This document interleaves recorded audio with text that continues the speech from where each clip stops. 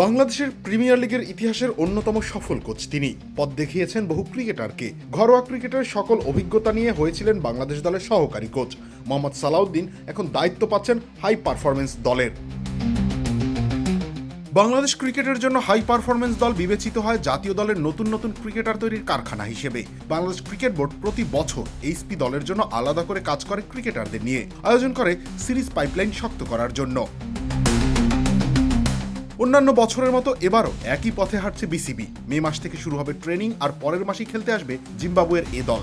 জুলাইয়ে এইচপি দল যাবে দক্ষিণ আফ্রিকা, 3টি ওয়ানডের পাশাপাশি 2টি 4 দিনের ম্যাচ খেলার জন্য। নতুন তারকা বানানোর পথ তৈরি করতে দৃঢ় প্রতিজ্ঞ বিসিবি। এজন্য এইচপি দলকে উড়িয়ে নিয়ে যাওয়া হবে অস্ট্রেলিয়াতেও। অজিদের বিরুদ্ধে এভাবেই সবাই আপন হয়ে উঠুক ইসপির আপন করার সাথে। ইসপি আপন করার স্বাদ।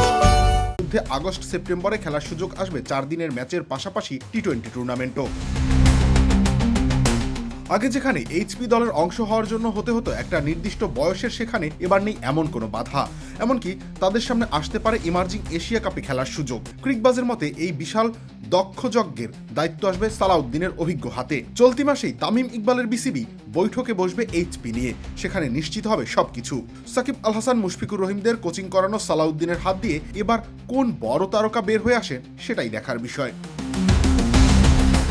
রবিউল ইসলাম রনি, খেলা 71।